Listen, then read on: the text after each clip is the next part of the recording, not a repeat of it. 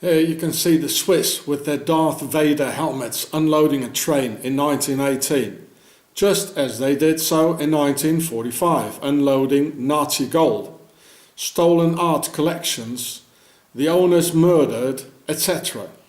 They did it once in 1945 and never stopped doing so. And do you think that was their first try? No, they have been doing so for nearly 1,000 years.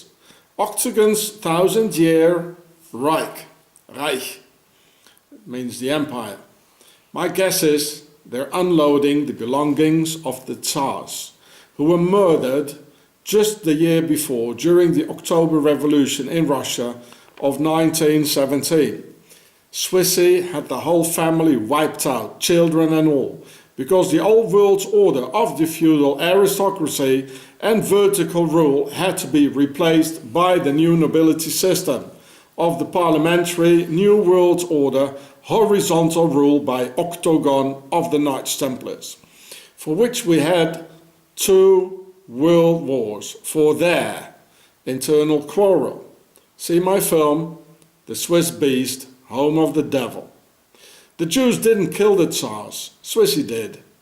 In spite of the fact that communism might have started by the Jews, like Karl Marx and others, but it got quickly infiltrated by the nobility again, who saw their feudal power fading away by the 19th century of European nationalisms of all the different peoples wanting to rule themselves instead of by some king, duke or emperor. The real original communism in its essence must be seen therefore as a way to break loose from pharaohs, nobility, feudal parasites, just as Zionism had this very same national objective and has nothing to do with some Palestinians. And then the whole turmoil got even more complicated, as also the Swiss New World Order Freemason Templars saw their chance by using the call for freedom from all the various nations for their own purpose of replacing the old world order by their new system. And this is where Lenin said, the best way to control the opposition is to lead it ourselves. Well, who does he refer to with ourselves?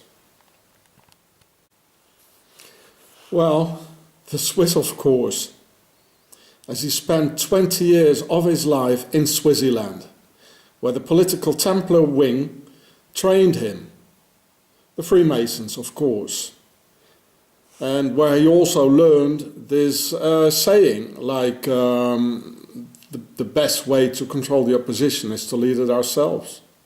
And then SwiSSy sent him in a sealed train as diplomatic cargo through Germany to Moscow, where Swiss Mr. Lenin unleashed the so-called Red Terror on the defenseless Russian people, murdering mostly farmers and army deserters.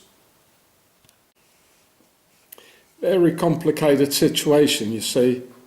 A civil war with a hidden war within, plus another hidden war within that hidden war. And mind you, this is the first time the unspeakable gets revealed. And they will kill me for it in the end. SwiSSy has already promised me it won't be an easy death, applying the so-called prolongated process of departing. Roughly speaking, 3 parties: the old world order feudal nobility, 2, the new world order horizontal aristocratic system, and 3, the people's self-governing nationalisms. The old world order and the people lost. The new world order of the Swiss Templars won, and oceans of blood spilled, with Switzerland getting richer and richer with cargoes of looted goods for the victors coming in every day. The old world order monarchs who didn't oppose the new rule could stay in a thing called a constitutional monarchy, like in England, Belgium, etc.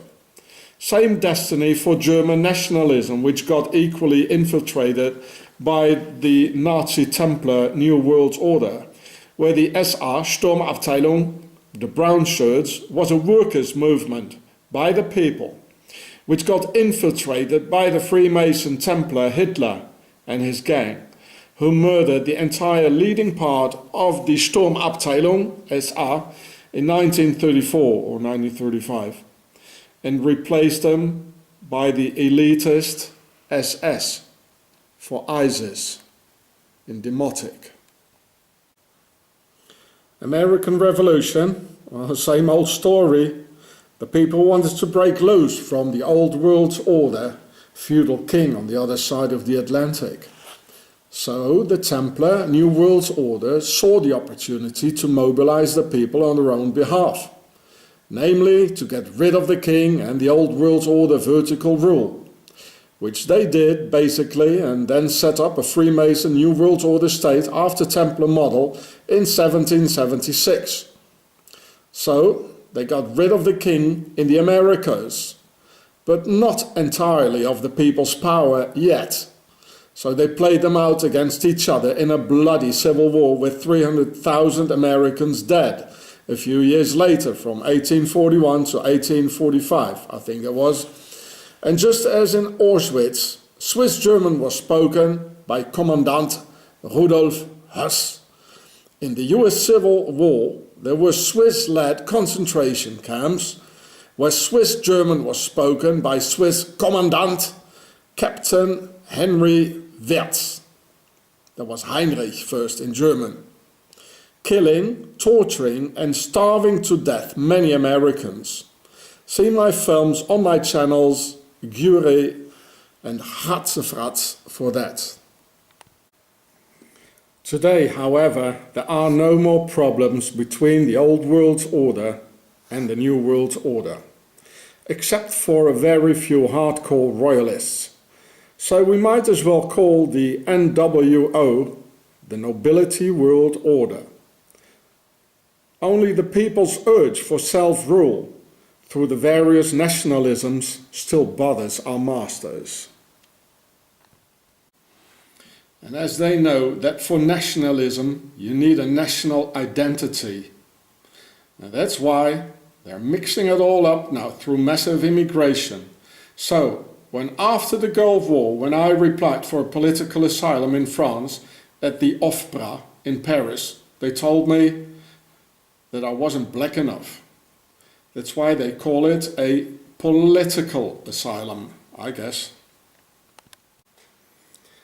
Switzerland was founded by the Knights Templars and their New World Order in 1291, 2.5 months after the end of the Crusades, being therefore that the SwiSSy say, we are the oldest democracy in the world, being the first New World Order in history. SwiSSy also says, we have no army, we are an army. Because what you see here is a real Templars militia, with all men owning their own guns, which they keep at home, even today having a full auto 223 cal assault rifle under the bed. Still drinking your coffee, eh, SwiSSy, in the middle of the First World War, eh? Your time is up, SwiSSy. You can put your hand under your jacket, eh, you Freemason there. The right hand, because the right hand you kill, or you write something. I know who you are. It's a New World Order sign.